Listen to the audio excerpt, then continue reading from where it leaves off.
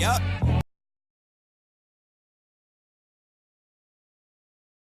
Hey you guys, what is up? If you are new here, welcome to my channel. If you're an oldie but a goodie, welcome back. Before we get into this video, make sure you guys like, comment, subscribe, tell everyone about my channel, help me grow my YouTube family, join my YouTube family. I officially have a name for you guys, and I will tell that to you guys at the end of the video. But let's hop straight into the video so that you guys don't have to hear me talk too much. And as you can tell by the title of this video, this is story time about how I went to jail at the age of 18. It's been a minute since I did a story time video. I did one story time video, and that was Why I Wear Dentures, which was a hit. Like the first day I put it out, I got like 100 and something views on it. But I do want to start off by saying I look a mess. I know I look a mess. You don't have to comment I look a mess. You don't have to say I look a mess. I know I look a mess. I had to take my tracks out earlier so that I could wash not just my hair, but you know, the weave hair as well. Mostly my hair though. And I never put it back in, and I don't plan on putting it back in till in the morning late. As I was put into jail. The crazy thing was, it was, I think, literally 2 weeks after I turned 18. So basically, I'm gonna go back. So for my 18th birthday, I got drunk, I got twisted, faded, however you want to put it. And about 2 weeks later, I got arrested, and this is why. I remember that weekend, my brother was here. My little brother, I have a baby brother named Hassan, and he was here. By the way, you guys, I'm 23 now, so this is 5 years ago. So you guys have to give me a little minute to get my memory all together from 5 years ago. But excuse me. But I remember my brother was here, and we were in my other brother's room, which is the room I'm currently in right now. And I'm not talking right for some reason, so ignore that. And my brother was playing my other brother's system, and I remember me and my sister, my older sister, had gotten into an argument. It was about probably like 2 in the afternoon, and this was a Friday, so I got arrested on a Friday. And I remember my sister and I getting into an argument. I don't know what the hell the argument was about. I just know it got real heated real fast, and she came out the works and she said, "That's why you killed Aunt Carol."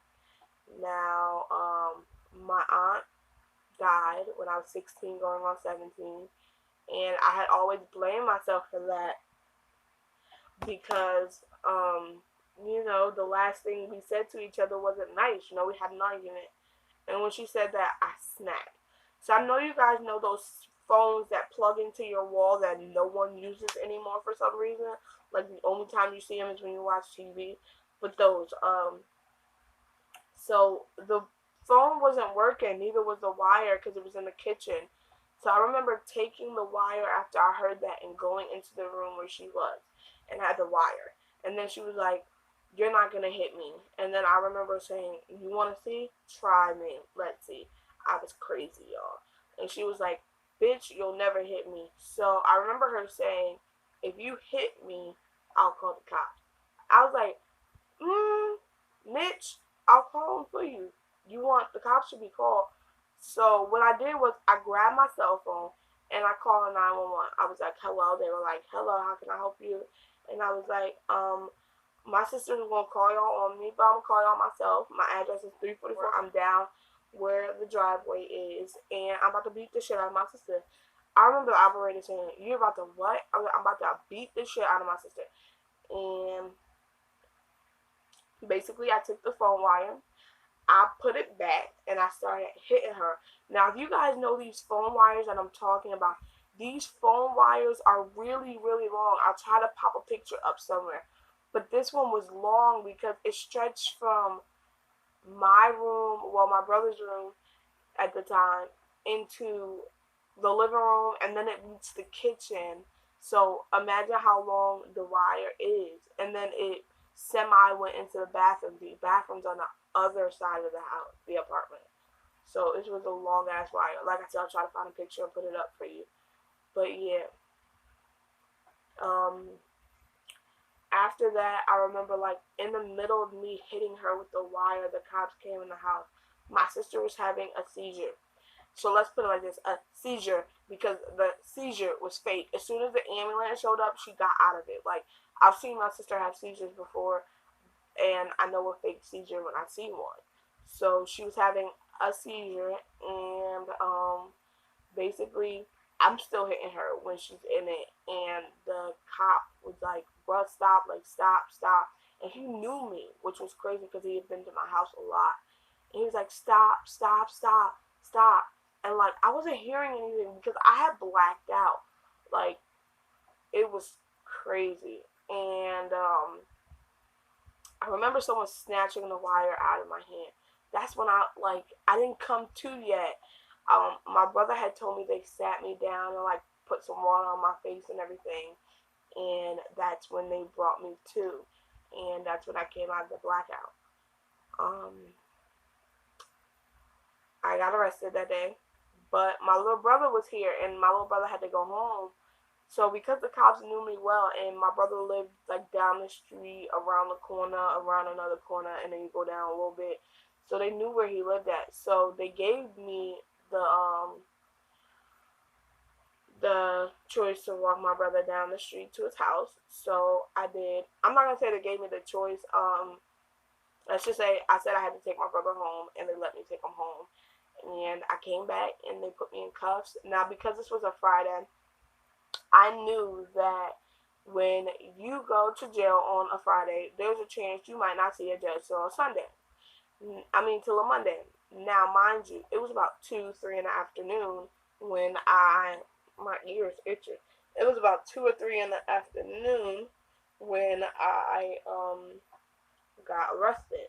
So because I'm a big girl and like my arms, like basically my arms wouldn't close behind my back. So the guy didn't want to use two sets of handcuffs. So basically he'd wrap one here, and then there'd be the other one, and then he'd wrap another set here and connect the two middle ones together. And he didn't want to do that, so he basically cuffed me in front and put me in the car. My mom was at work, so she wasn't here. I remember once I got into the police station, which isn't that far from my house, probably like a 5-minute drive, not even if you're lucky. I got in there and I got put in a holding cell. Before, like when I got put in a holding cell, they called my name like probably like an hour or two later. So it was around 4 or 5 o'clock when I got the call to go see the judge, and I got a bail. And my bail was $1,500 with a 10% bond, so it was $150. I remember calling my mom, telling her I was in jail. She was crying, being extra, being a mom. And that's not really extra, but you know what I mean. And I remember her saying, "You're gonna have to sit there." I cried. Like, I did not expect to sit there. But I did meet this girl who was in the holding cell right next to me. So when you're in the holding cell, basically, my leg, they bring you coffee. They brought me burger. They brought me fries. Like, they brought me food. Like, they went out and bought food and brought it to us. But the girl that I was with, she was from Virginia, and she was telling me her whole story about how she got arrested and how she ended up here in Jersey. So basically, when I got out of the holding cell, they cuffed me and her together because everybody gets cuffed together. And sorry guys about the lighting. You'll see that it's going to change in about a minute because I'm going to get up and turn the light back off. But I had to go get my daughter for a second and make a bottle. But after, I think it was about 8 hours of us being in the holding cell, they had to transfer everyone who was in the holding cell out and transfer them to the regular jail. Now, the regular jail, the first jail that I was put in, it's about 30-45 minute drive from my house. So yeah. Now they cuffed us together. I was all the way at the end, so I was one of the people who didn't get cuffed to another person. I basically got cuffed to her, and then my other hand was cuffed to the seat. And when we got in there, we were talking and everything. We actually became friends. We still talk to this day. And basically, her charge was eluding the police, but she didn't know she was supposed to stop because so-called the police weren't chasing her; they were chasing her friend. But yeah. So when we got to jail, we were put in the same. I don't know what it's called, but when you're not in general population, I'm gonna call orientation because basically you sit up there, you wait a few days, they go through your records, see how bad you are, see if you could go in a general pop, if you've been in jail before, which I haven't, not even as a juvenile. So we put in that room together. Then we went in the GP together, which is general population, and we were in the same room. Um, the day before her court date, she left me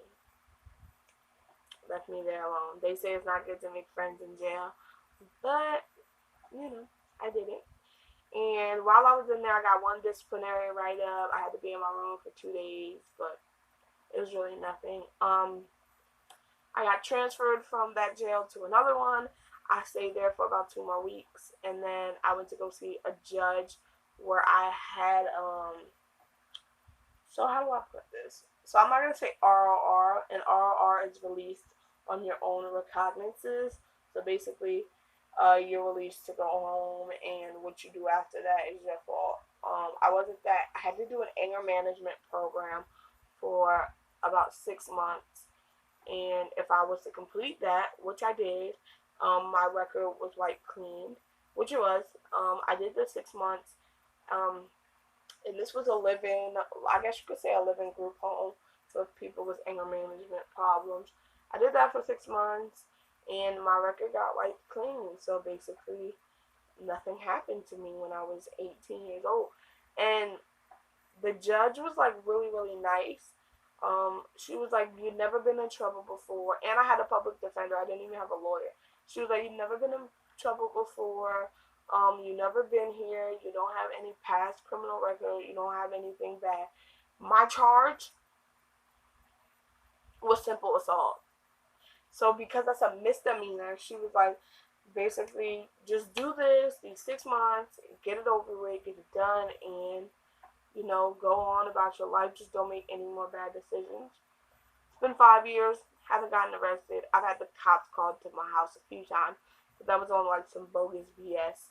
But I haven't been arrested since. Haven't gotten in trouble with the law since. I don't plan on getting in trouble with the law. I don't do anything that can get my black ass caught up.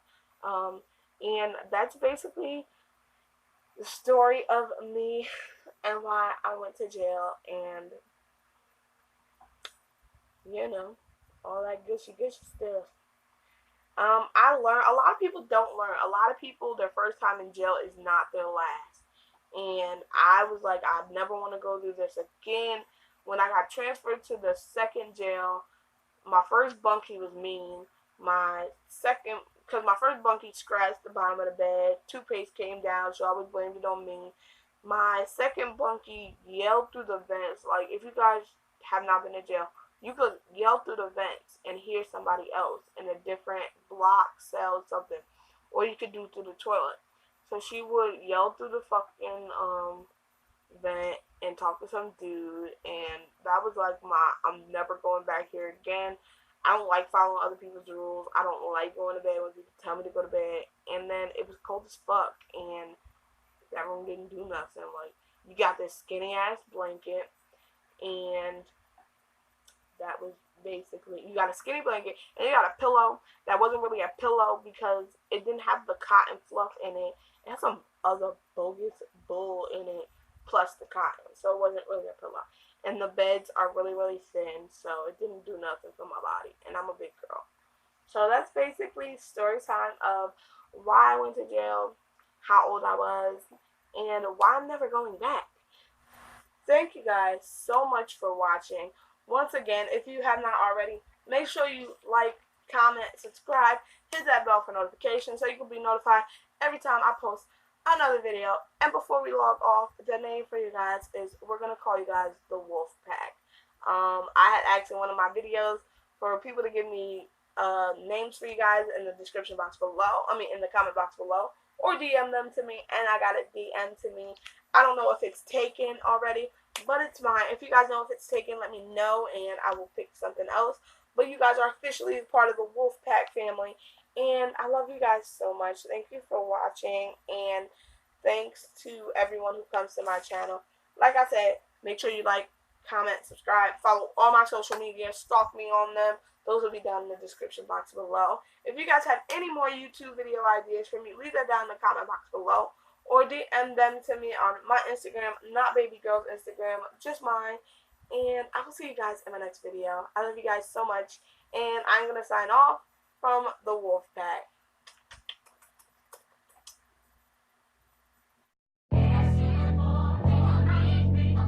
Yup.